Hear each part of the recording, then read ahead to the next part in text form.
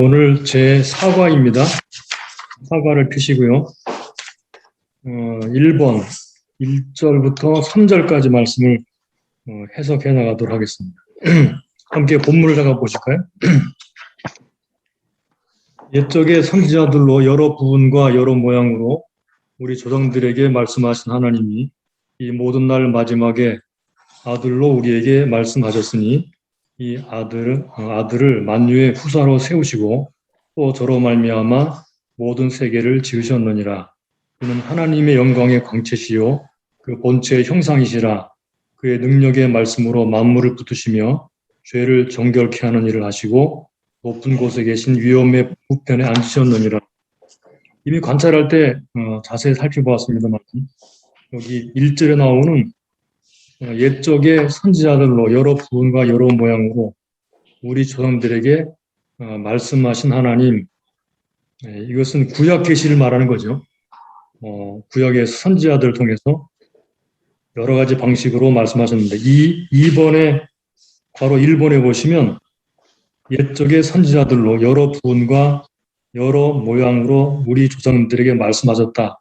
무슨 뜻이냐 그랬습니다. 구약이 계시를 말하는 거죠. 그러니까 뭐 꿈이나 음성이나 천사나 환상이나 기타 여러 가지 방식으로 말씀하셨다는 것입니다. 구약이 계시를 말합니다. 그 다음에 가로 두 번째, 이 모든 날 마지막은 언제를 말하느냐? 라고 질문을 했습니다. 마지막, 이 모든 날 마지막. 이 모든 날 마지막이라는 말을 NASB에서 in these last days라고 되어 있거든요. 그러니까 이러한 날들의 마지막에 라는 말인데, 자, 이것과 병행 구조를 함께 살펴보겠습니다.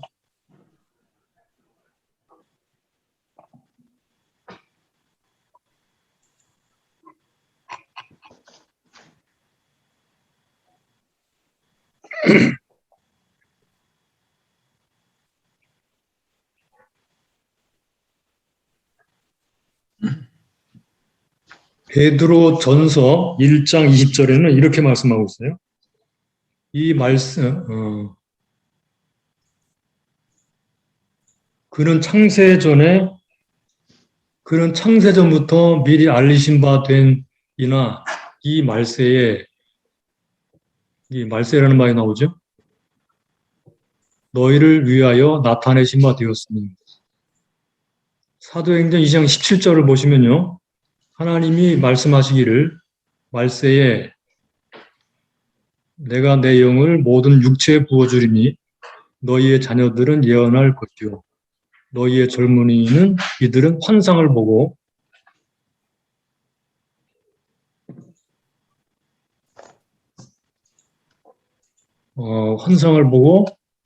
너희의 늙은이들은 꿈을 꾸리라 그랬습니다. 여기에서도 말세라는 말이 나오거든요.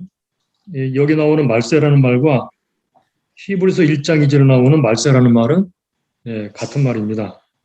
이 말은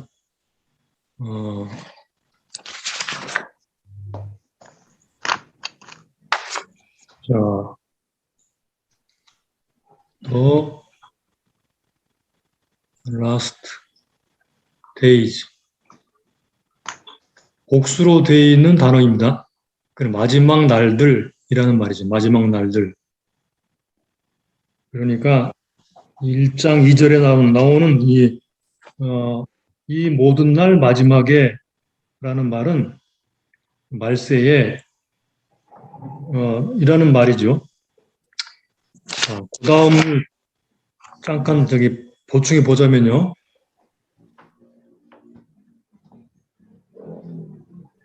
그거를 좀 더 그림을 한번 그려보겠습니다.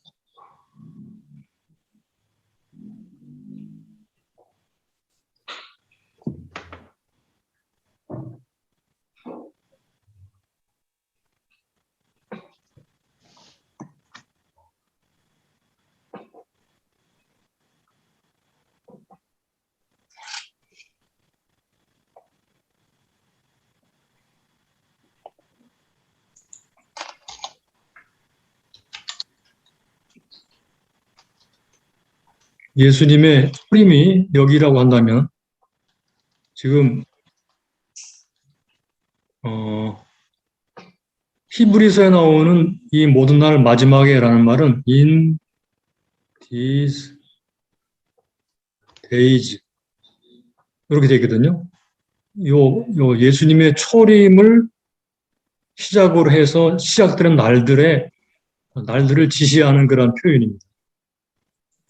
요거를 좀 전에 읽었던 창세기와 거기 베드로전서와 사도행전에 나오는 말세라는 말 같은 말인데 바로 요 부분이 더 last days 언제까지인가? 그거는 예수님의 재림 때,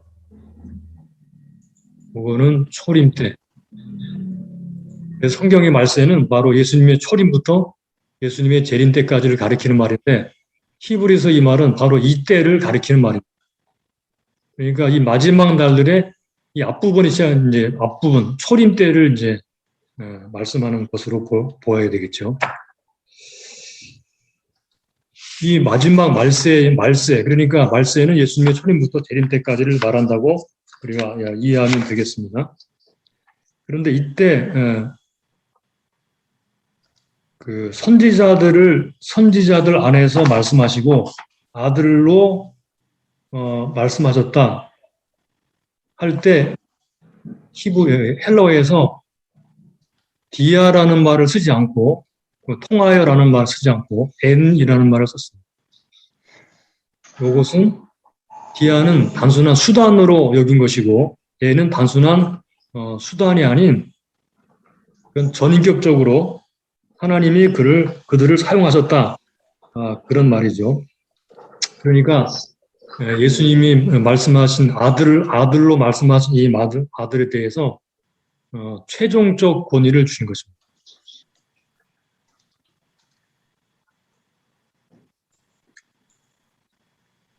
또는 최종적 계시.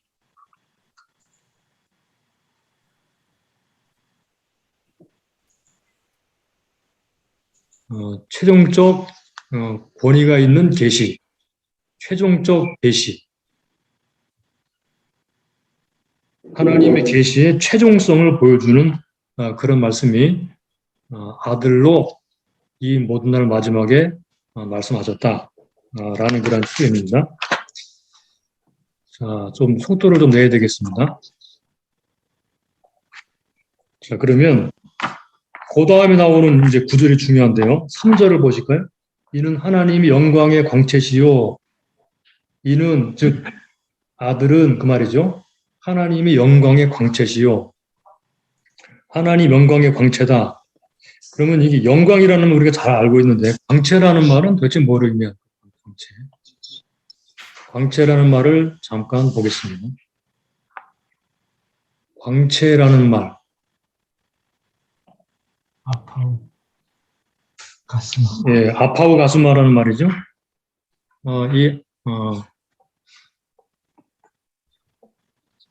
아파우 가스마라는 말은요. 아파우 가스마라는 말은 발광체에서 나오는 것이라는 의미입니다. 발광체에서 나오는 것. 발광체 나오는 것이 뭐겠어요? 빛이죠, 그죠? 그러니까 어떤 물체가 빛을 통해서 드러나기 전에는 아무것도 안 보이죠. 여기 태양이 있습니다. 이렇게 태양빛이 이렇게 있죠. 만약에 태양이 있는데 빛이 없다면 태양은 볼 수가 없습니다. 태양이 아니죠. 그러니까 태양을 볼 수 있게 만드는 것은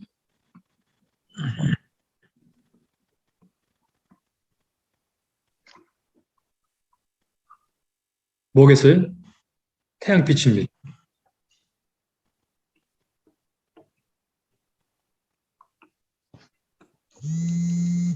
이것은 태양과 빛이 동일하다는 그런 의미를 가지고 있는 거예요. 태양을 통해 빛이 나타나는데 빛을 통해서 태양을 보기 때문에 빛과 태양은 같은 거다라는 것을 말하는 것입니다. 조금 더 이거를 말씀드리자면 예수 그리스도는 하나님이시다. 예수 그리스도는 하나님이 보이게 나타난 것이다. 라는 것입니다.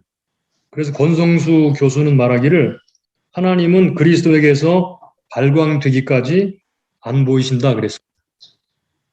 무슨 말씀인지 이해되시죠? 그래서 광채, 하나님이 영광의 광채, 예수 그리스도는 바로 하나님이 드러나셔서 우리에게 보여진 상태로 오신 것이다. 이렇게 이해하면 되겠습니다. 그 다음에 3절에 계속 나오는 그 본체 형상이시다라는 말이 나오죠. 그 본체 형상이시다. 여기 본체라는 말이 나오는데, 자, 이 본체라는 말은 포스타이스. 예, 휘포스타시스라는 말이죠. 휘포스타시스라는 말인데, 이런 말은 굉장히 어렵거든요. 어려운데 조금 우리 생각을 할 때, 좀 생각해서 구분지어서 말해야 되는 부분이 있는데, 본체라는 말과, 그 다음에 본체라는 말과 빌립보서 2장 6절에 나오는 본체라는 말, 이것이 어떤 의미로 서로 다른가 하는 것을 보는 것입니다. 조금 우리가 구분짓기 위해서 한번 성경부터 함께 찾아볼까요? 빌립보서 2장 6절.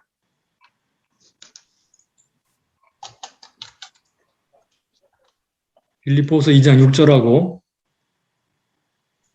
그 다음에 히브리서 1장 3절하고 한번 비교해 보겠습니다.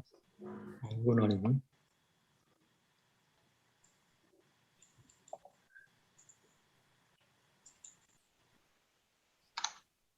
네, 여기 보시죠. 히브리서 1장 3절에 이는 하나님 영광의 광채시요 그 본체의 형상이시라 할 때 본체는 휘포스타시스라는 말이고요. 요거 형상이시라 형생은 카라크테르라는 말인데요. 이 본체라는 말이 우리말 성경에서 여기 한번 또 나와요. 히브리서 2장 6절에 그는 근본 하나님의 본체시나 할 때 이 본체는요. 우리말로 본체라고 번역됐지만 모르페라는 말입니다. 모르페. 이 두 개를 서로 비교해 보게 되면 히브리서 1장 3절이 말하는 본체라는 말이 어떤 의미를 가지고 있는지를 조금 구분을 지을 수가 있는데요. 자, 이 본체 휘포스타시스라는 말은 하나님의 참 본성, 존재의 본질을 가리킵니다. 휘포스타시스는 하나님의 참 본성, 존재 본질.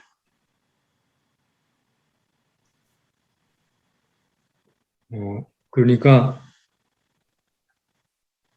이거를 좀 더 쉽게 좀 말해보자면 하나님의 존재의 모습, 정확한 모습을 설명해 주는 것이고요. 2장 6절에 나오는 모르페라는 말은요. 이거는 하나님의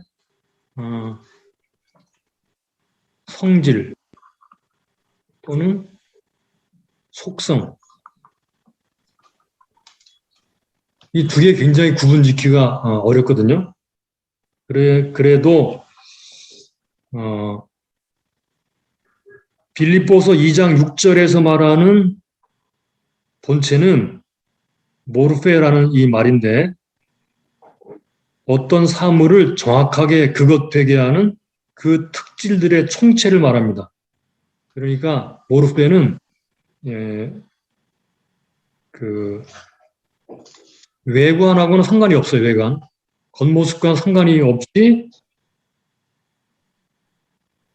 이것은 성질, 특이한 성질을 가리킵니다. 성질. 그런데 휘포스타시스라는 말은 비슷한 뜻이 있긴 있는데 이거는 하나님이 하나님 되게 하시는 그런 그 존재의 본질을 말하는 것입니다. 이게 뭐 비슷하죠, 그죠? 그러니까 요거는 모습에 더 가까운 설명이고 요거는 성질에 가까운 설명이다. 이렇게 보시면 좋겠어요. 즉 예수님은 하나님이 보이게 나타나신 분이시고 하나님의 모습의 형상, 카라크테르. 자, 요 카라크테르라는 말 설명해야 되는데 요거는 그 도장이 찍힌 자국.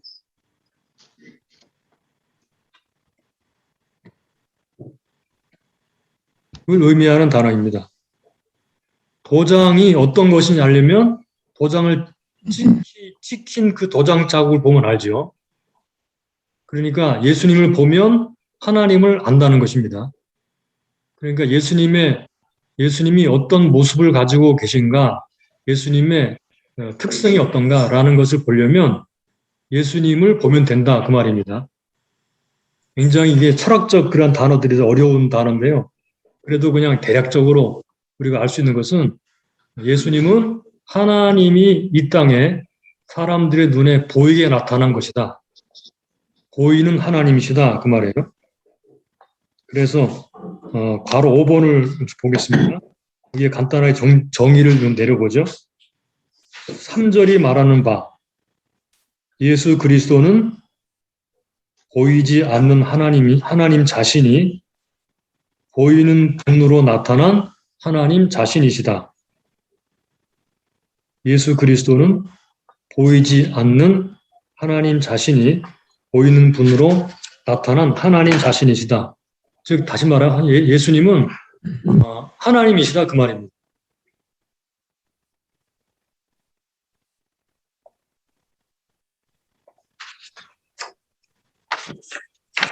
자 넘어가겠습니다. 뒤에 갈 길이 그러면 여기서 아까 그 광채락을 설명하실 때 네. 태양이 빛으로 나타나셨다 이렇게 얘기했었잖아요. 네. 그럼 창세기 1장에서 이야기하는 그 빛하고 이렇게 그럼 연관시키면 설명이 안 되지 않나요? 창세기 1장하고는 상관이 없는 거죠. 아니 그러니까 창세기 1장에서 하나님이 빛을 만드시고 나중에 네. 해달 별을 만드셨잖아요. 네. 그렇게 되면 그 빛과 나중에 이렇게 지금 설명하신 이거하고 혼돈해서 들을 수 있지 않을까요? 그 태양에 관한 얘기는 제가 이제 설명하기 근데 이해하기 그렇게 쉽도록 성경을 비유를 하면 네. 좀 약간 너무 빨리 멀리까지 나간 건가요? 네, 좀 멀리 나가던데. 멀리 나간 거예요? 예, 그 창세기에 나오는 태양과 빛과의 관계를 설명하려고 하는 게 아니고 예수님이 그러니까. 어떻게 우리에게 드러나셨는데 그분이 하나님이신가 하는 것을 말하기 위해서 이제 비유로 든 것이기 때문에 이 비유가 글쎄 뭐 100% 적절하다 그렇게 보기에는 좀 그런 면이 있긴 있어요. 그래서 좀 망설여지긴 하지만 뭐 다르게 비유할 게 없어가지고 그렇게 말씀하신 거거든요. 아, 네네. 그러니까 아무튼 예수님은 보이게 나타난 하나님이다 그 말입니다. 간단히 말하면. 그러니까 이 말씀은 이해가 되는데 네. 지금 저기 3절에 대해서 이제 결론 지어주신 말씀을 보면 네. 결국 하나님은 예수님이시고 예수님은 하나님이시잖아요. 그죠? 그렇죠. 아니 하나님이 예수님이고 예수님이 하나님이신 걸로 나타나는데 네. 이 앞에서 설명하신 것처럼 태양이 빛으로 이렇게 나타나신 걸로 이렇게 해버리면 창세기를 들은 사람들 같으면 이게 조금 혼돈을 가져올 수 있는 비유가 되지 않을까 이런 생각을 합니다. 뭐 그렇게 볼 수도 있겠죠. 그래서 좀 망설여지긴 했는데 확실하게 이해하려면 좀 도움이 될 것 같아서 말씀드렸는데 네네. 도움이 안 되면 그냥 없는 걸로 그렇게 해도 괜찮습니다. 아무튼 태양 하면은 우리가 빛이 있다는 것이잖아요, 그죠? 그렇죠. 태양하면 빛이 없으면 태양이 아니죠. 네. 그리고 태양하면 빛이기 때문에 태양을 우리가 존재를 아는 것처럼 예수님 하게 되면 하나님이 당연히 존재하시는 것으로 인식해야 된다 그 말. 자, 그러면 뭐 무슨 얘기인지 아시겠죠, 그죠? 네. 예. 자, 그럼 1절로 3절까지를 좀 정리를 해보겠습니다. 3번으로 가서 예수 그리스도는 누구신가 하는 부분을 함께 보겠습니다. 제가 정리해 놓은 게 있는데 함께 보시죠. 1장 1절로 3절까지 해서 아들이라고 했는데 이 아들은 누구냐? 라는 말을 했는데 6가지로 정리를 해보겠습니다. 1절로 3절까지가 6가지로 말을 하고 있거든요. 자, 첫째, 보이게 나타난 하나님 자신이시다. 보이게 나타난 하나님 자신이시다. 둘째, 최종적인 하나님 말씀이시다.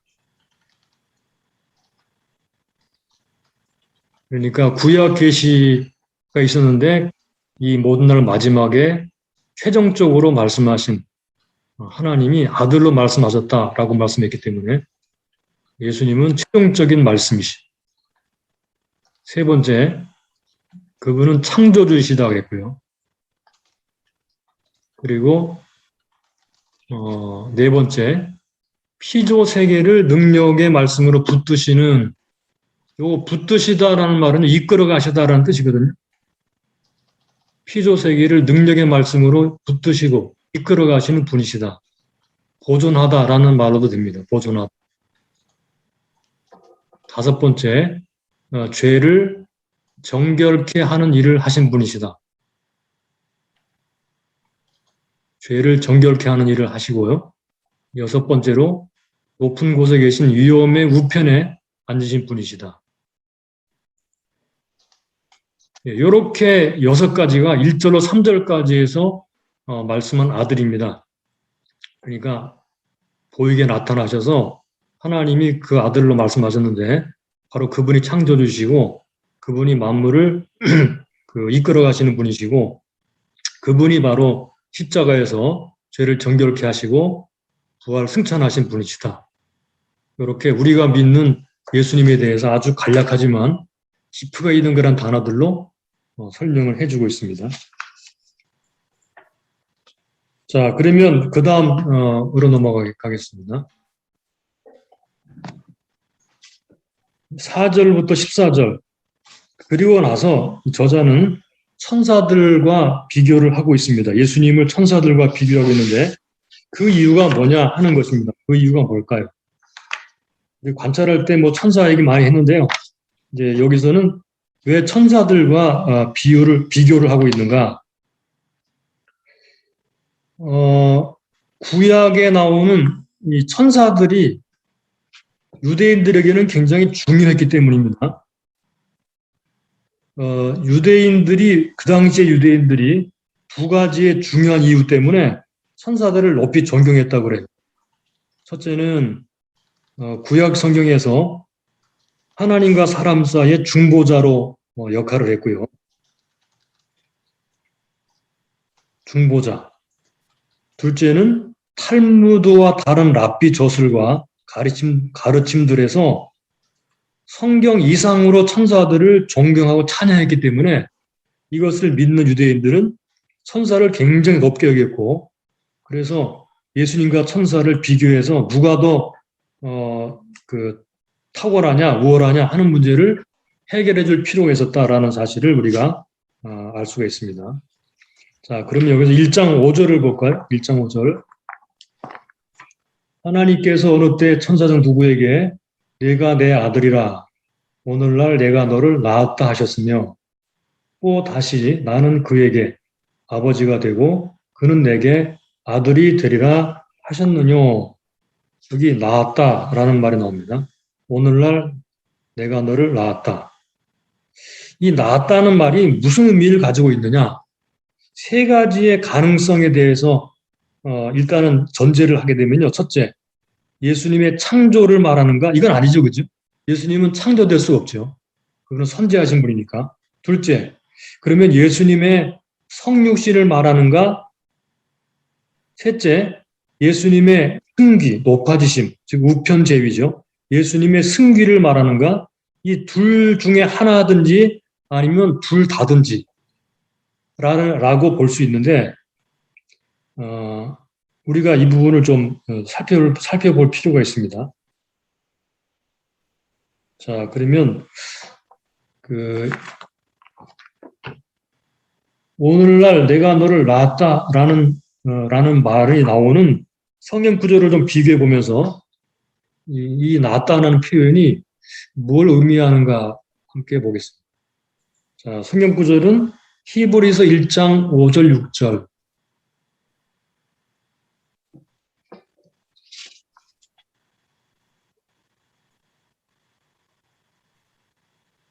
자, 성경 구절을 보겠습니다.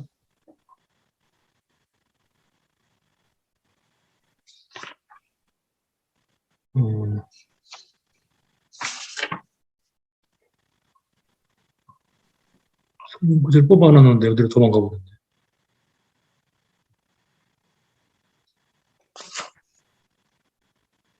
네, 요거는. 자, 먼저 히브리서 1장 5절 6절을 먼저 보겠습니다. 일단 먼저 보죠. 하나님께서 어느 때 천사장 누구에게 내가 내 아들이라 오늘날 내가 너를 낳았다 하셨으며 또다시 나는 그에게 아버지가 되고 그는 내게 아들이 되리라 하셨느뇨. 물론 아니라는 말입니다. 그러니까 그래도 낳았다는 표현을 아들에게 사용했을 때 뭘 의미하는지를 계속 보겠습니다. 6절 또 맏아들을 이끌어 세상에 다시 들어오게 하실 때에 하나님의 모든 천사가 저에게 경배할지어다 말씀하시며 천사들에게는 말하지 않았는데 아들에게 말을 했다고 했기 때문에 일단 아들에게 적용을 시키자면 5절부터 6절까지 해서 낳았다는 의미를 뭘로 사용했는가를 생각해 볼 수가 있겠죠. 그죠? 3절에서는 우편 제위에 대해서 말을 하고 있고요. 4절에서는 천사보다 훨씬 뛰어나다 그렇게 말을 하고 있고요.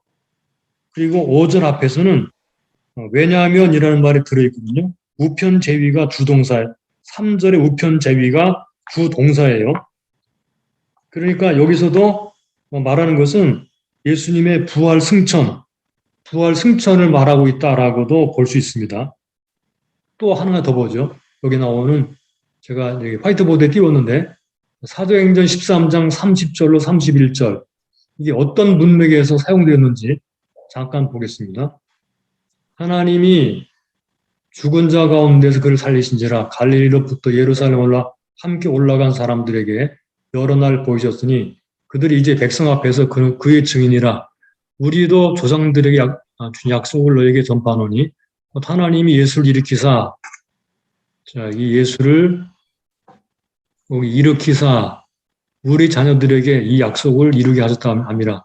시편 둘째 편에 기록한 바와 같이 너는 내 아들이라 오늘날 너를 낳았다 하셨고 또 하나님께서 죽은 자 가운데 그를 일으키사 다시 썩음을 당하지 않게 하실 것이 가르치시되 내가 다윗의 거룩한 미쁘는 자에게 주리라 하셨으며 자, 이 낳았다라고 하는 그런 말은요. 예수님의 부활과 예수님의 여기 부활 일으키다는 말이 두 번 나오죠. 죽은 자 가운데 일으켰다. 요 사이에 낳았다라는 말이 들어있어요.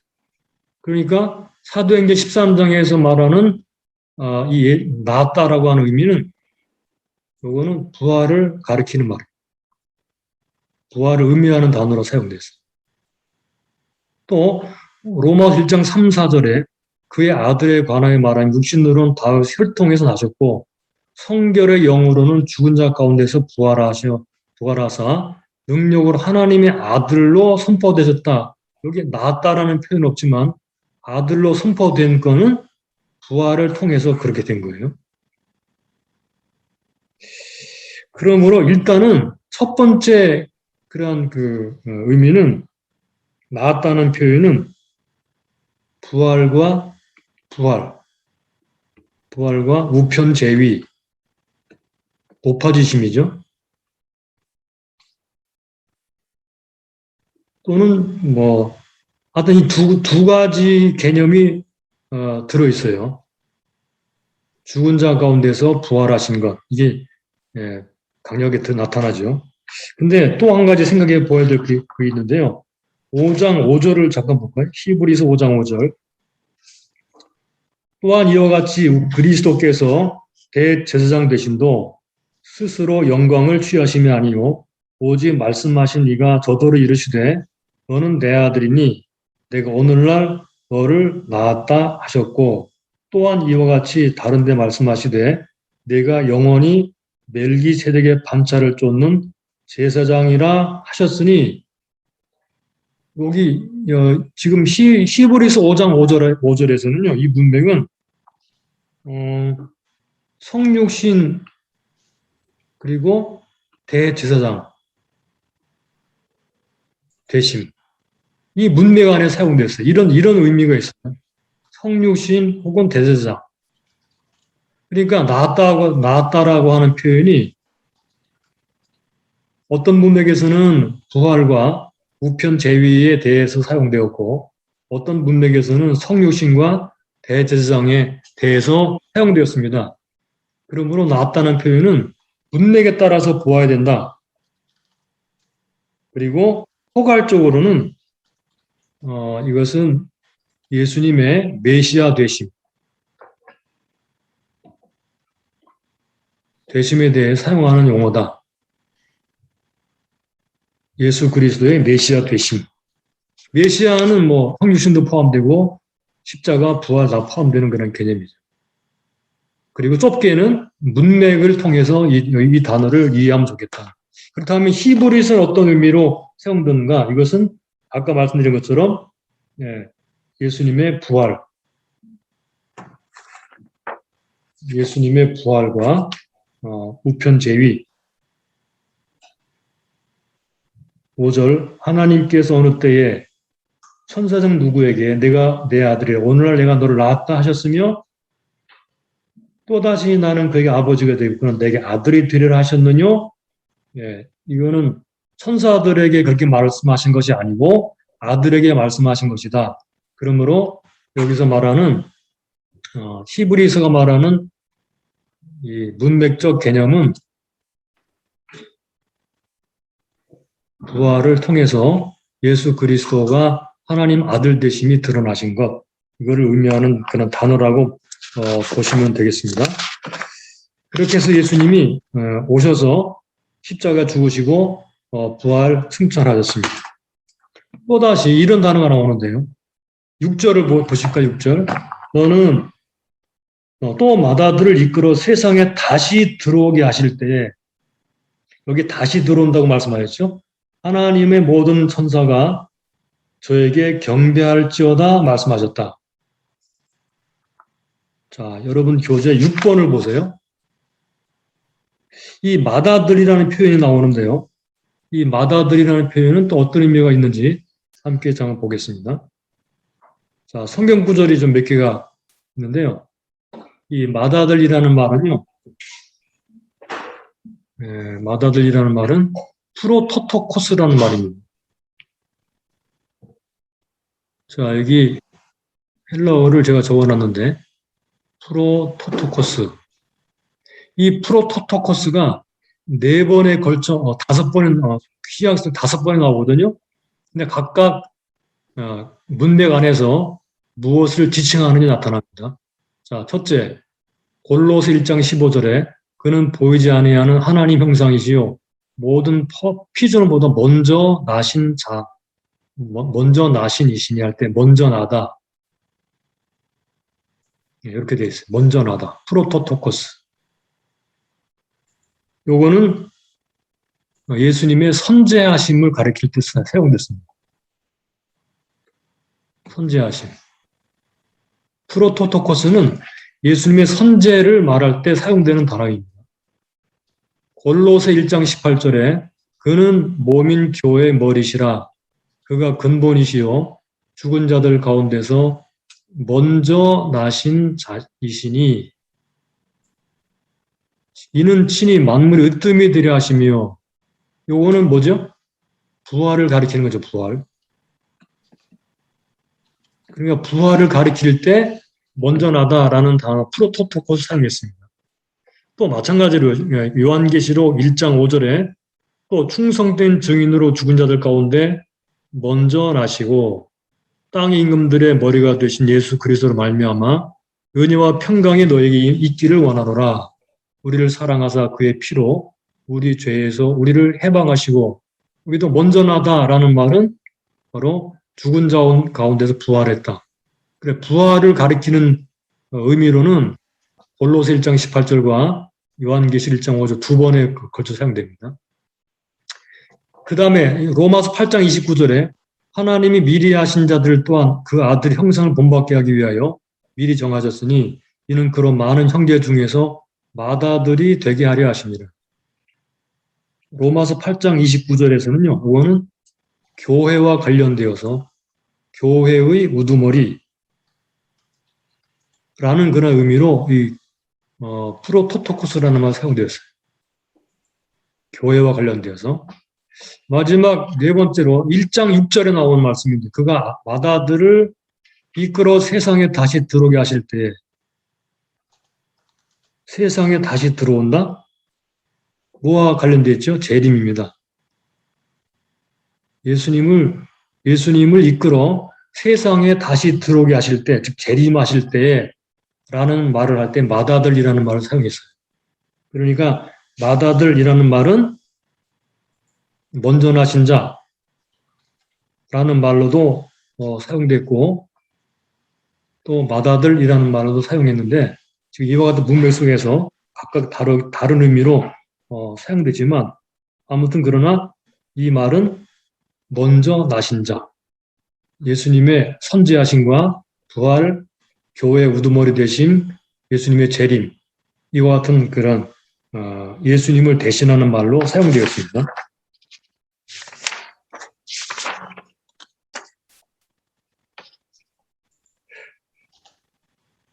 그 다음에 7번을 보겠습니다.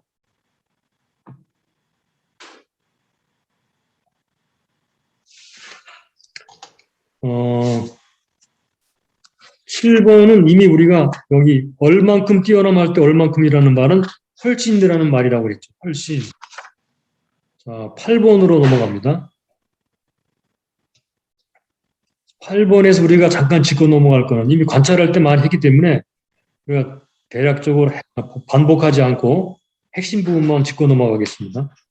여기서 저자가 예수님의 신성을 여기서 강조하는 이유가 뭐냐 하는 문제입니다. 저자가 왜 이 부분에서 예수님의 신성을 그렇게 강조하고 있는가? 즉 어떻게 강조했나요? 하나님의 아들로 말을 했고, 하나님 자신으로 말을 했고, 또 맏아들로 말을 했습니다. 왜 그렇게 했을 것 같아요? 이것은 바로 2장 1절부터 4절까지의 말씀을 우리가 주목하도록 하기 위해서입니다. 그러니까 왜 그가 천사보다 더욱 뛰어난 분이냐? 왜 천사보다 뛰어난 분이라는 것이 왜 그렇게 중요하냐? 그 이유는 2장 1절로 4절까지가 답입니다. 왜 중요하냐? 즉 다시 말하면 예수 그리스도에게로부터 온 구원은 최종적인 것이고 유일한 것이고, 그에게 순종하지 않으면 심판을 초래하게 된다는 사실을 강하게 강조하기 위해서입니다. 자, 그러면 이제 2장 1절로 4절까지로 넘어가 보겠습니다. 10번으로 넘어가죠. 10번.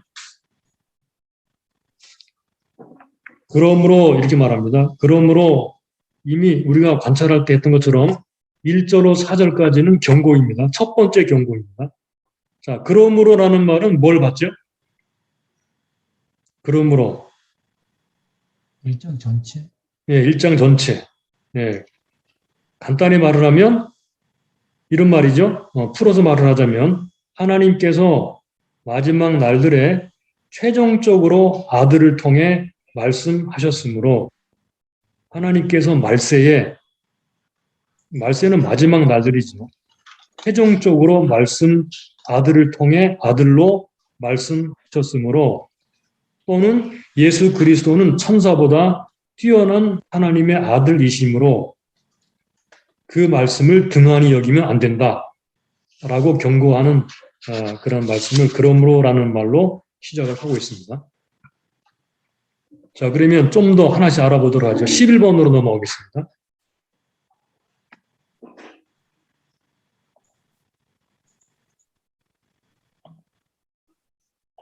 11번에 1절 그러므로 모든 들은 것을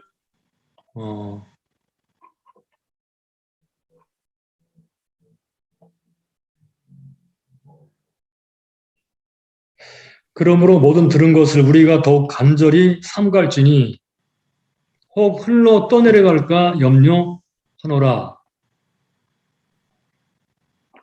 여기 간절히 삼가다라는 말.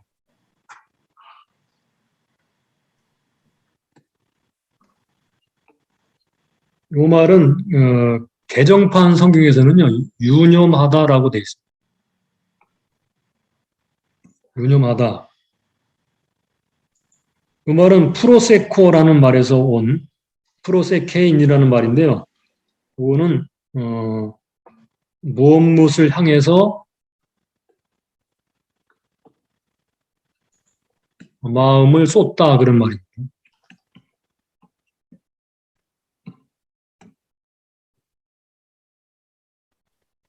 좀 더 풀어서 말하자면 어떤 것에 대해서 경계함으로써 그것의 마음 혹은 주의를 돌리다, 주목하다 그런 의미입니다. 마음을 쏟는다 그런 말입니다. 마음을 쏟는다. 쉽게 말하면 마음을 쏟는 것입니다. 마음을 쏟는 행위 중에 중요한 게 뭐겠어요? 지금 아들로 말씀하셨다 이렇게 말씀했기 때문에 그 말씀하신 말씀에 주의를 기울이는 것입니다.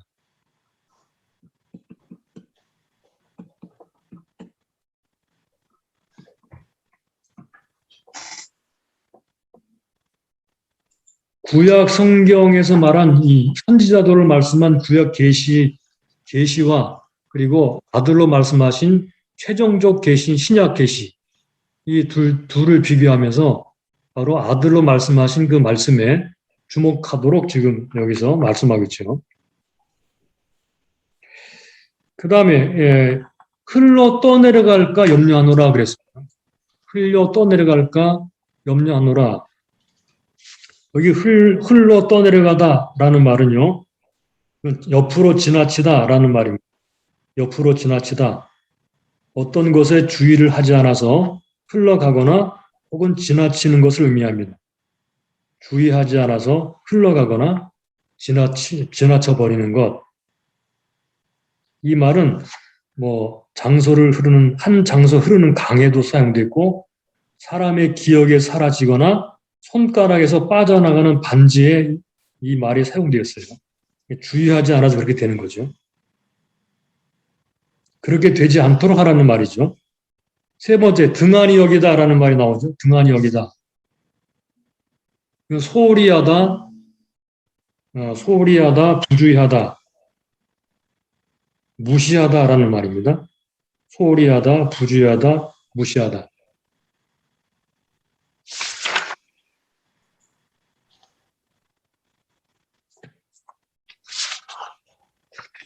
자, 그러면서 이렇게 말하죠. 왜 그렇게 간절히 삼가해야 되느냐? 왜 그렇게 주의하고 주목해야 되느냐? 2절, 왜냐하면 이라는 말이 앞에 나옵니다. 왜냐하면, 가르라는 말이 앞에 나오는데, 왜냐하면 천사들로 하신 말씀이 견고하게 되어 모든 범죄함과 순종치 아니함이 공변된 보응을 받았기 때문이다. 그러면 천사들로 하신 말씀이라고 말을 했는데 왜 천사들로 말을 했다고 하는가? 이 천사들에 대해서 성경이 말씀하는 것과 어떻게 말씀하고 있는지 함께 찾아보도록 하겠습니다.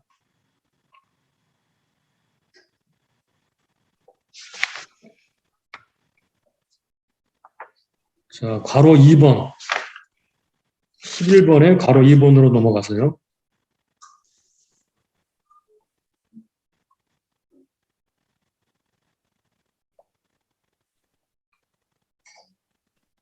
자, 보죠. 사도행전 7장 38절. 여기 시내산에서 말하던 그 천사와 이렇게 되어 있죠. 천사와 시내산에서 천사가 말을 했다 그랬어요. 사도행 7장 51절 53절. 목이 걷고 마음과 귀에 할 일을 받지 못한 사람들아, 너희도 너희 조상과 같이 항상 성령 거스른노다. 너희 조상들이 선지자 중에 누구를 박해하지 아니하였느냐? 오직 의인이 오시리라 예고한 자들을 그들이 죽였고, 이제 너희는 그 의인을 잡아준 자, 살인한 자가 되나니, 너희는 천사가 전한 율법을 받고도 지키지 아니하였다 아니라. 예, 천사가 전했다 그랬죠. 갈라디아 3장 19절. 그런 율법은 무엇이냐? 범법함으로 더하여진 것이라. 천사들을 통하여 한 중보자의 손으로 베푸신 것인데, 여기도 천사가 했다 그랬죠. 히브리 10장 28, 29절. 모세의 법을 폐한 자도 주세 증인으로 말미암아 불쌍히 여김을 받지 못하고 죽었거든. 하물며 하나님의 아들을 짓밟고 자기를 거룩하게 한 언약의 피를 부정한 것을 여기고 은혜의 성령을 욕되게 하는 자가 당연히 받을 형벌은 얼마나 더 무겁겠느냐. 여기 모세의 법이라는 말이 나오는데, 여기 모세의 법이라는 말이 나온 요 말을 좀 전에 우리가 읽었던 히브리서 2장 2절로 비교해 보게 되면, 요거는 바로 모세 율법은 누가 전해준 건가요? 천사입니다. 천사라고 그렇게 말하고 있는 거예요. 그래서 구약 성경에서 우리는 이제 하나님이 주셨다 그렇게 이제 보통 표현을 하는데, 성경에서 천사들을 통해 주었다라고 이렇게 표현을 하고 있다는 거죠. 이것은 뭐 같은 말이지만 아무튼 천사를 통해 율법을 받았다라는 표현이 성경에 나온다는 것입니다. 자, 그런 그 천사들은 아들보다 못하죠, 그죠? 아들보다 못한 천사들로 하신 말씀이 얼마나 중요했던지, 범죄하고 순종치 아니했을 때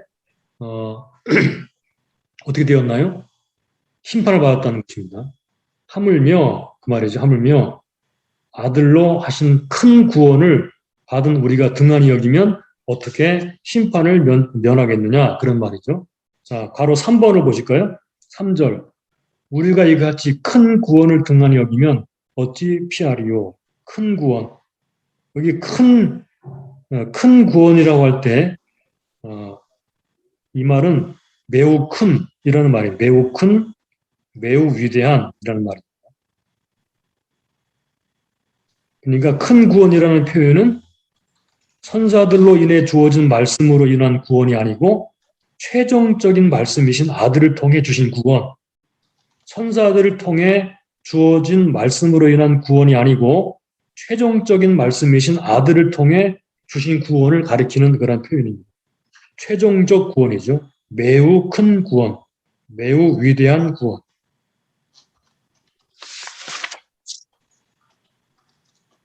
자, 이 구원은 누구로부터 시작됐는가 하면, 자, 누구로부터 시작됐나요? 처음에 주로 말씀하신 바, 주, 아들이죠. 그 다음에 들은 자들이 확증했습니다. 들은 자들, 우리에게. 그래서 이 구원은 세 단계를 거쳐서 오게 됐는데,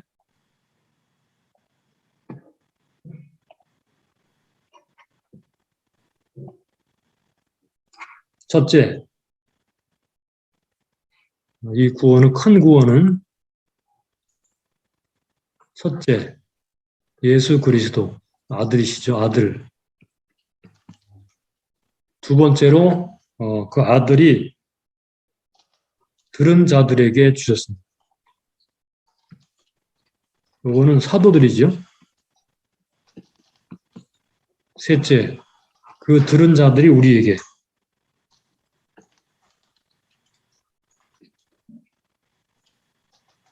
우리에게 전했습니다. 근데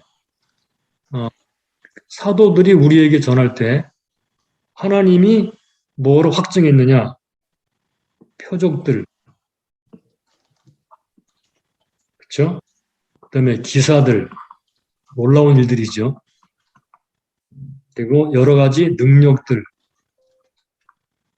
그리고 성령에 나눠주신 것.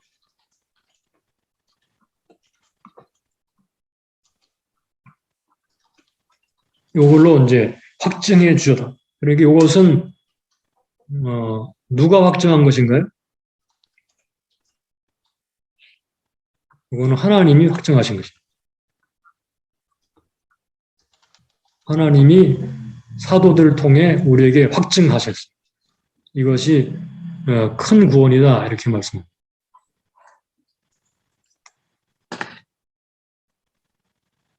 자, 그러면 이제 2장 1절부터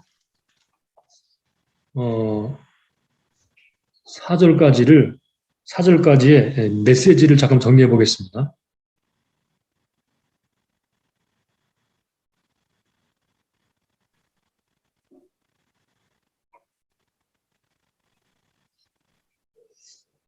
자,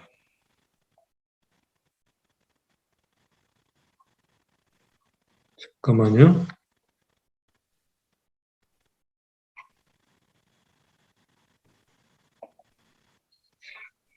(2장 1절부터 4절까지의 메시지를 간단하게 세 가지 정리하자면요. 일단 한마디로 정리를 하자면 뭐겠습니까? 이것입니다. 다른 구원 없다 이 말입니다. 다른 구원 없다. 오직 예수 그리스도 외에는 다른 구원 없다. 그러므로 소홀히 하지 말아라. 구약을 따라가는 구약 계시는 아들을 위해 주신 것이기 때문에 아들을 붙잡지 않고는 구원이 없다. 그러므로 소홀히 하지 말아라. 네, 그렇게 말하는 거죠. 첫째, 하나님이 아들을 통해 주신 구원은 다른 것과 비교될 수 없는 큰 구원이며 최종적인 것이기 때문이다. 왜 다른 구원 없다 그러냐? 다른 것과 비교될 수 없는 뭐 천사라든가 이런 거죠. 또는 뭐 구약 이런 것과 비교할 수 없는 큰 구원이고 최종적인 것이기 때문이다. 둘째, 이것은 예수 그리스도가 시작해서 제자들이 확증했을 뿐만 아니라 하나님도 여러 가지 방식으로 친히 증거하셨기 때문이다. 예수 그리스도, 제자들, 하나님. 세 번째로 이 마지막 구원을 소홀히 하면 심판을 면치 못할 것이기 때문이다. 그러므로 다시 세상으로 돌아가거나 안 된다는 거죠. 또는 유대교로 돌아가거나 안 된다는 것입니다. 오직 예수 그리스도 아들의 복음을 붙잡고 끝까지 가야 구원받는다. 그렇지 않으면 하나님의 무서운 심판을 받게 될 것이다. 이게 지금 1절로 4절까지의 경고의 말씀입니다. 그러니까 끝까지 예수 그리스도 아들에게 집중해라. 그래서 3장 1절로 넘어가게 되면요. 예수를 깊이 생각하라 라고 다시 이제 권면을.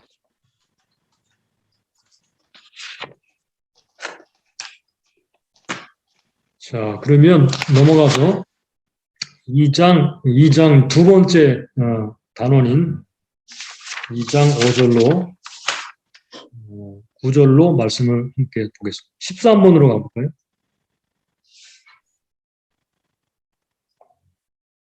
13번. 5절부터 9절까지 핵심 단어가 뭐라 그랬죠?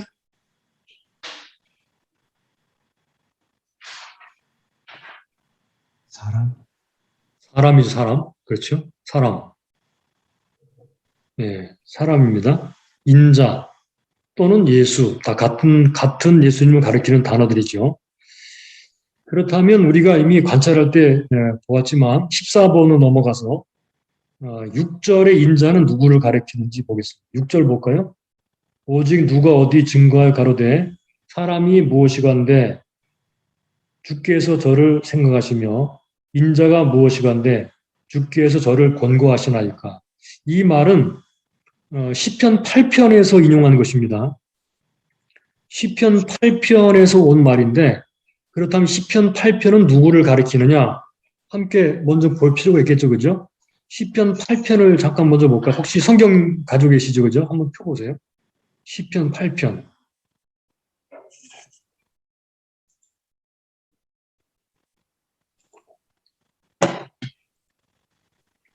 8편 1절 여호와 우리 주여 주의 이름이 어찌 온 땅에 어찌 그리 아름다운지요. 주의 영광을 하늘 위에 두셨나이다. 주의 대적을 인하여 어린아이와 젖먹이 입으로 말미암아 권능을 세우시며 이는 원수와 보수자로 잠잠케 하려 하심이니이다. 주의 손가락으로 만드신 주의 하늘과 주의 베풀어 두신 달과 별들을 내가 보니 자 4절부터 사람이 무엇이간데 주께서 저를 생각하시며 인자가 무엇이간데 주께서 저를 권고하시나이까. 저를 천사보다 조금 못하게 하시고 영화와 존귀로 관을 씌우셨나이다. 주의 손으로 만드신 것을 다스리게 하시고 만물을 그 발 아래 두셨으니. 이걸 보게 되면 시편 8편에서 말하는 사람 또는 인자는 누구를 가리키나요? 사람인가요? 예수님인가요? 시편 8편에서 물론 이 부분은 메시아시라고 그렇게 우리가 알고 있는 시편인데 직접적인 문맥 안에서 사람은 여기 사람 인자는 말 그대로 사람을 가리키는 것입니다. 사람. 8편의 문맥으로는 사람입니다. 이 사람을 가리키는 이 구절을 히브리서 2장에서 끌어와서 예수님을 증거하는 구절로 삼았습니다. 그러니까 히브리서의 문맥과 저자의 생각 속에서는 6절은 사람을 가리키는 것이 분명합니다. 즉 다시 말하면 저자는 하나님이 처음에 창조하신 사람이 얼마나 영광스럽고 얼마나 존귀한 존재였는가 라는 것을 말하면서 그러나 그것을 누리지 못하는 사람의 모습을 말하고 그리고 그것을 회복시키시는 하나님의 아들 예수를 말하고 있어요. 즉 다시 말하면 예수는 두 번째 아담이시며 인류의 새로운 대표로서 지금 말씀한다는 그런 말입니다. 자, 그러면 문맥을 따라서 한번 이 구절을 지금 5절로 9절까지 이 구절을 좀 다시 한번 나열해 보겠습니다. 그래서 좀 더 알기 쉽도록.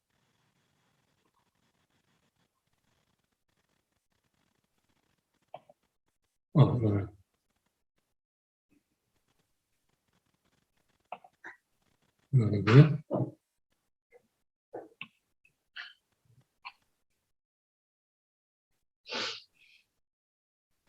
예. 자, 그러면 같이 보죠.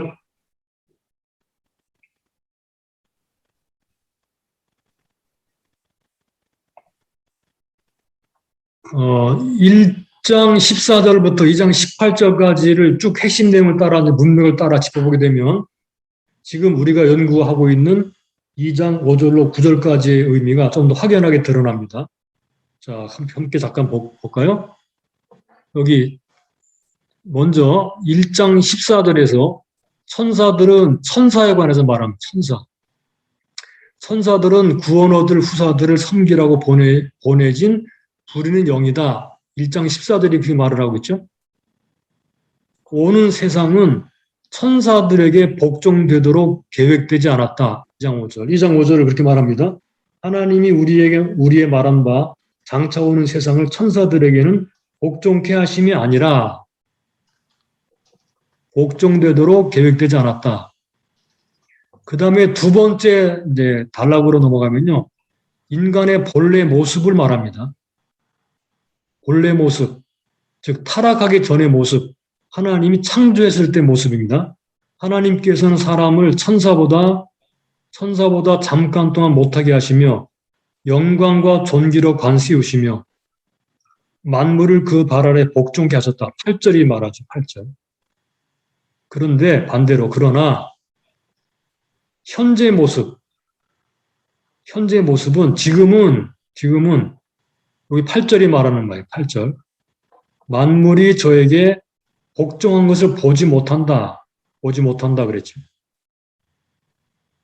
여기 타락한 인간의 모습이에요.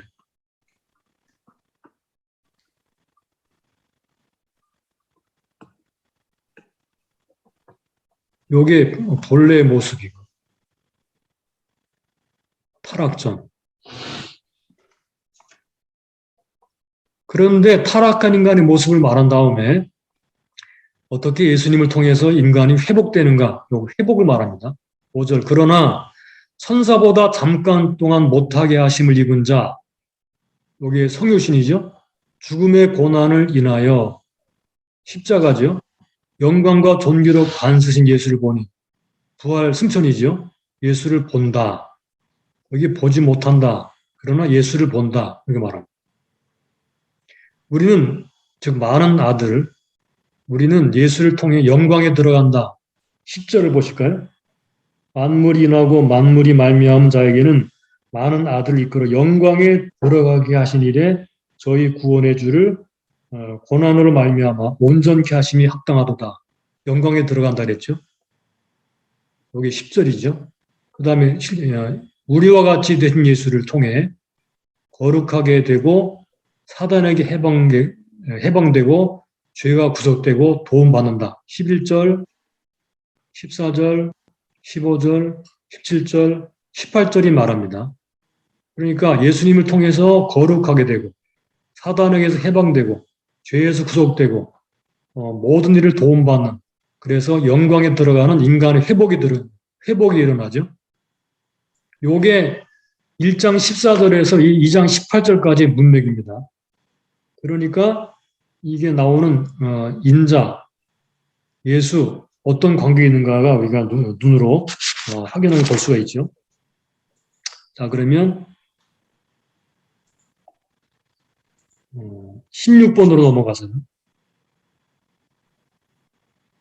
5장 9절이 말하는 바를 우리가 좀 중심으로 이 말하는 핵심 메시지, 5절부터 9절까지 핵심 메시지를 정리해 보겠습니다.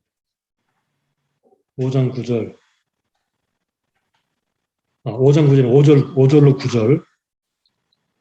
자, 한번 읽어보고 정리해보죠.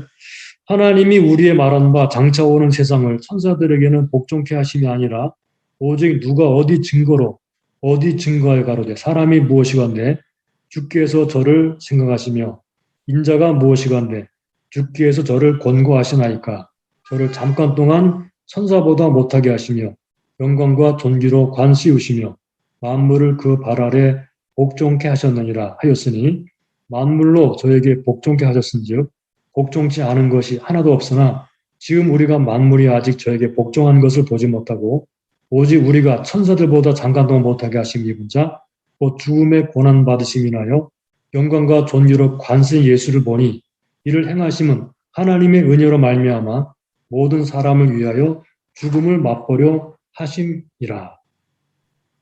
그러면 이 5절로 9절까지 핵심 메시지가 뭘까요?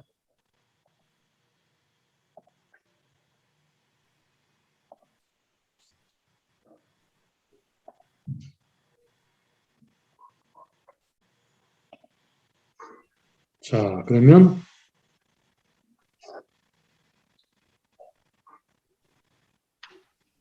우리가 앞에서 5절부터 9절까지의 내용은 이렇게 말했어요. 이거는 하나님의 구원 계획인데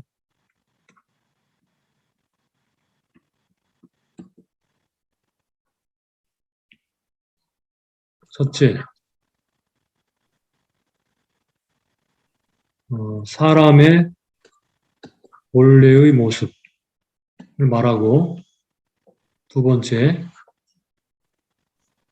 사람의 현재 모습. 그 다음에 세 번째, 예수 그리스도를 통한 회복. 그래서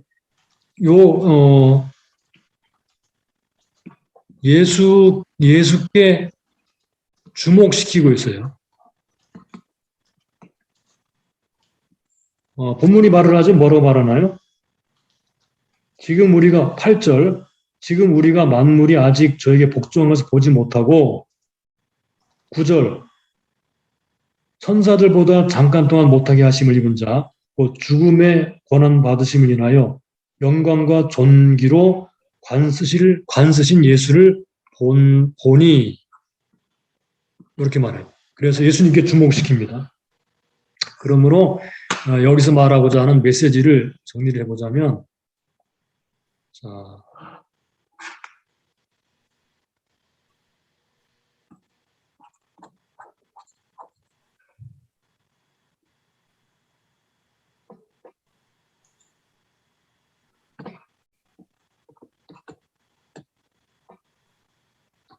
관쓰신 참인간 예수를 볼 때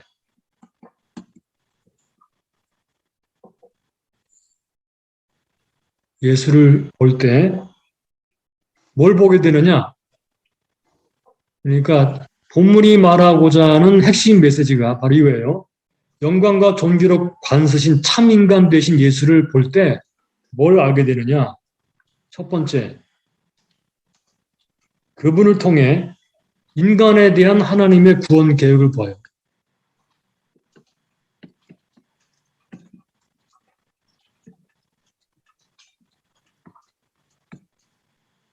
구원 계획을 본다. 예수를 바라보면서 하나님이 타락한 인간들을 어떻게 구원하시기를 기뻐하시는구나 하는 것을 보게 되는 거예요. 그렇죠? 두 번째, 뭘 보게 되나요? 인간의 비참함.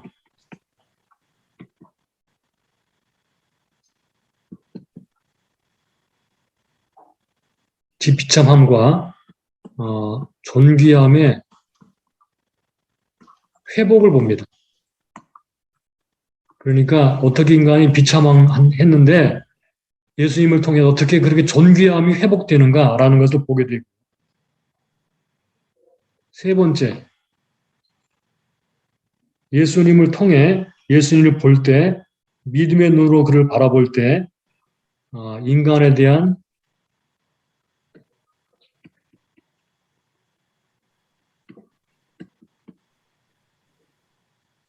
하나님의 은혜를 봅니다. 하나님의 은혜.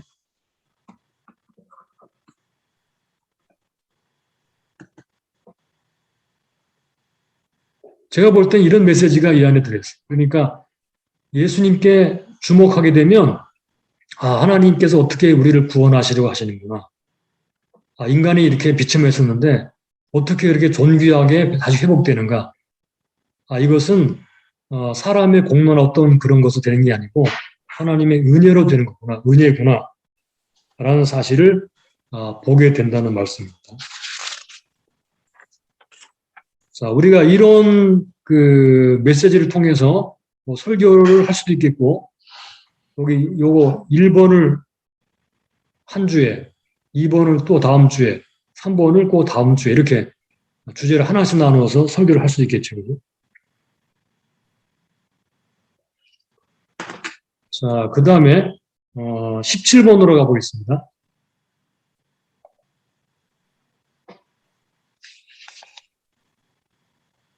17번에 2번.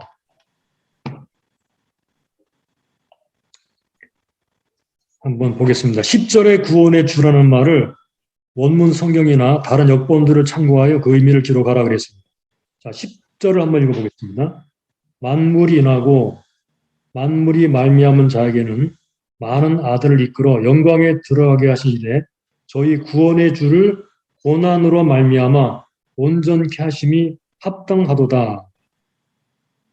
구원의 주를 고난으로 말미암아 온전케 하심이 합당하도다라고 말을 했어요. 예수님을 구원의 주라고 표현했거든요. 그러니까 하나님께서 성도들을 또한 하나님의 자녀들을 영광에 들어가게 하실 때 구원의 주를 고난받게 하심으로 그거를 하게 하셨다는 것인데 여기 나오는 구원의 주는 어떤 의미입니까? 구원의 주. 혹시 찾아보셨나요? 아르케로스. 예, 그렇습니다. 이 주라는 말은 아르케고스라는 말이죠. 왕, 우두머리.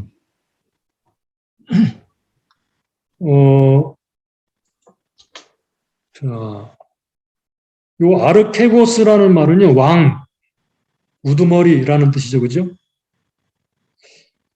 또는 뭐 지도자 그런 뜻인데 이 아르케고스라고 하는 말은 또 창시자라는 뜻이죠. 창시자.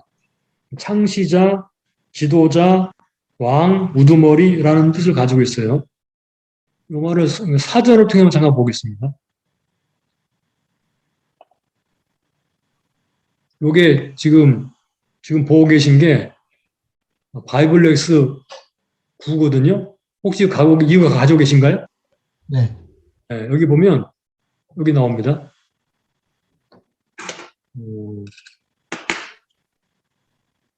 여기 한 도시 영웅 또는 창시자, 창조자 여기 우두머리 이렇게 돼 있죠. 근데 요 아르케고스라는 말이 신약 성경에서 몇 번에 걸쳐 사용됩니다. 어떤 때 사용되는지 보겠습니다. 5장 31절 여기 보게 되면 이스라엘에게 회개함과 죄사함을 주시려고 그를 오른손 높이사 여기 임금과라고 할 때 임금이라는 말로 사용되었어요. 임금. 예, 기억해 두세요. 또 사도행전 3장 15절에 생명의 주를 죽였도다 라고 할 때 이 주라는 말입니다. 주. 생명의 주. 그리고 히브리서 2장 10절 지금 여기 사용되어 있고요. 그리고 히브리서 안에서는 12장 2절에 또 사용됩니다. 12장 2절에 보게 되면 믿음의 주요 온전케 하시는 이를 예수를 바라보자 할 때 믿음의 주, 이 말, 믿음의 아르케고스. 그러니까 우리가 보통 주님이라고 부를 때 그 주가 아니고 로드가 아니고 여기서는 우두머리, 지도자, 창시자, 왕이라는 의미로 사용된 단어를 사용했다는 말입니다. 그러면은 우리 지금 여기 나오는 이 개역판 성경에서는 주라는 말을 썼는데 개역 개정판에서는 뭐라고 썼는지 확인해 보셨나요? 네, 창시자라는 말로 보여요. 창시자. 그러면 간단히 이제 정리를 해볼까요? 주라는 말은요, 일단은 창시자, 우두머리, 지도자, 그리고 근원이라는 그런 의미를 가지고 있습니다. 또는 저자라는 뜻도 있습니다. 저자. 그러니까 뭘 의미하는가요? 구원을 시작한 분, 구원의 근원자, 구원의 창시자라는 말이죠. 그러니까 다른 어떤 것으로 구원이 시작된 것이 아니고 예수 그리스도를 통해서만 구원이 시작되었다라는 것을 강조하기 위해서 이 단어를 사용같이 보여집니다.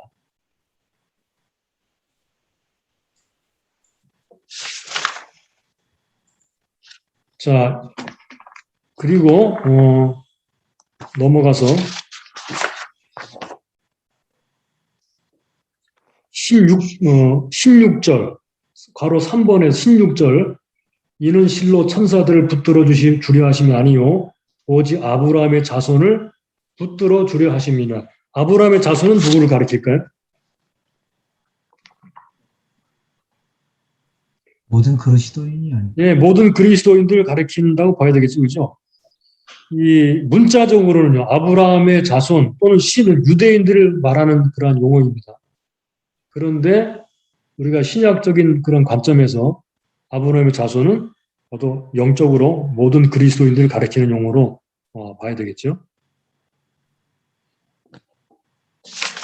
자, 그러면 괄호 4번으로 넘어가서 구속하다. 17절의 구속. 예, 여기 히브리서 2장 17절 여기서는요. 무엇에 대해서 속죄하다라는 의미입니다. 속죄하다.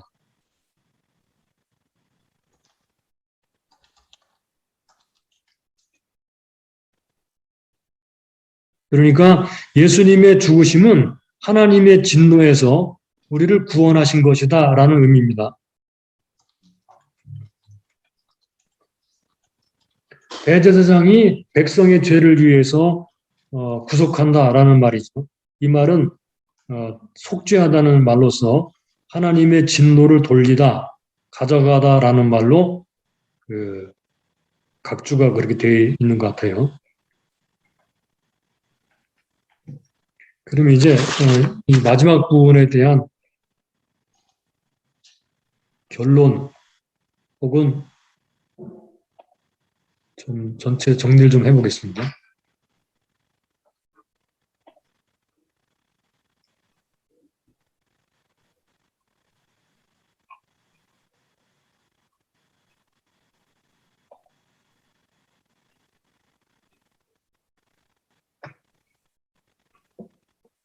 자, 이제 마지막 결론적인 부분입니다. 이제 3장 1절에 넘어가게 되면요. 그러므로 함께 하늘에 부르심을 입은 거룩한 형제들아 그러므로라고 말하면서 결론적으로 이렇게 말합니다. 우리의 믿는 도리의 사도이시며 대제사장이신 예수를 깊이 생각하라. 그러니까 1장, 2장은요. 뭐예요? 예수를 깊이 생각하기 위한 작업입니다. 작업.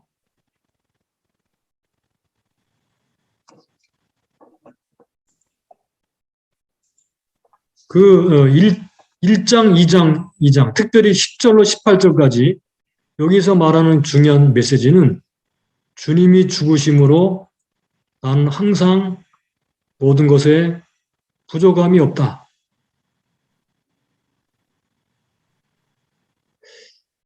그러니까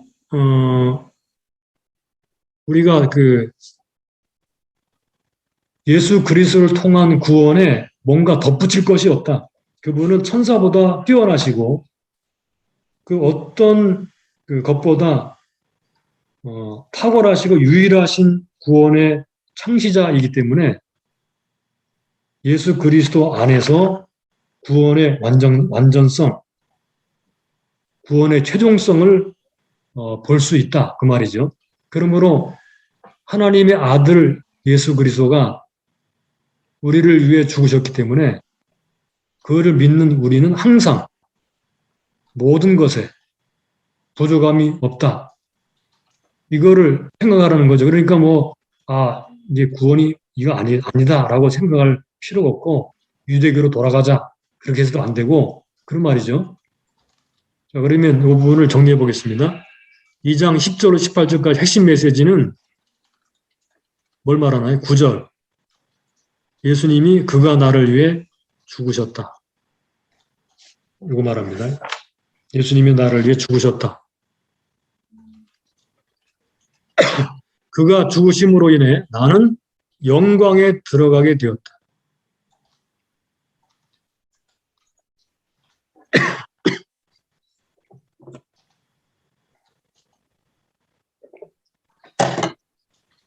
그가 죽으심으로, 세 번째, 그가 죽으심으로 나는 주님의 형제가 되었다. 11절, 12절.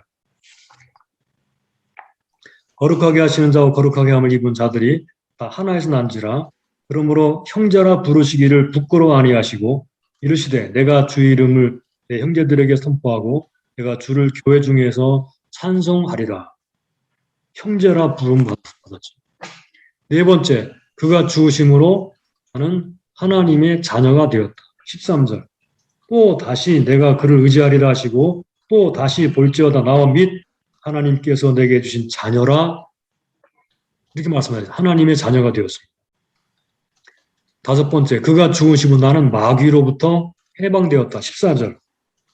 자녀들은 혈육에 함께 속하였으며 그것 또한 한 모양으로 혈육에 함께 속하시면 사망으로 죽으심으로 말미암아 사망의 세력을 잡은 자 곧 마귀를 없이 하시며 그래서 우리는 마귀로부터 해방되었죠. 여섯 번째, 15절. 그가 죽으심으로 나는 사망에서 해방되었다. 사망. 15절. 또 죽기를 무서워함으로 일생에 매여 종노릇하는 모든 자들을 놓아주려 하심이니 그래서 사망에서 해방되었습니다. 일곱 번째, 16절. 그 주님이 나를 항상 붙들어 주십니다. 16절. 이는 실로 천사들을 붙들어 주려 하심이 아니요 오직 아브라함의 자손을 붙들어 주려 하심이라. 항상 붙들어 주십니다. 예수님이 항상 나를 붙들어 주십니다. 여덟 번째, 17절. 그 주님이 나의 모든 죄를 대속하셨습니다. 17절. 그러므로 저가 범사에 형제들과 같이 되심이 합당하도다. 이는 하나님의 일에 자비하고 충성된 대제사장이 되어 백성의 죄를 구속하려 하심이라. 아홉 번째, 18절. 그 주님이 내가 시험 받을 때 나를 도와주신다. 시험 받을 때 도와주신다. 18절. 자기가 시험을 받아 고난을 당하셨은즉 시험 받는 자들을 능히 도우시느니라. 시험 받을 때 나를 도와주신다. 그러므로 뭐라고요? 나는 항상 모든 것에 부족함이 없다. 예수님의 죽음을 생각하는 사람들, 예수님을 깊이 바라보고 묵상하는 사람들, 예수님 믿는 사람들은 그가 나를 위해 죽으셨기 때문에 항상 모든 것에 부족함이 없는 그런 상태에 있습니다. 이거를 믿으라는 것입니다. 이것을 끝까지 붙들라는 것입니다. 이게 1장과 2장의 메시지입니다. 이것을 붙들라는 것입니다. 놓치지 말라는 것입니다. 이걸 놓치면 하나님의 심판을 면치 못하는 마지막 큰 구원이시기 때문에 예수님을 끝까지 붙들어라. 이게 1, 2장의 메시지이고 이게 바로 히브리서 전체 메시지 중에 핵심입니다.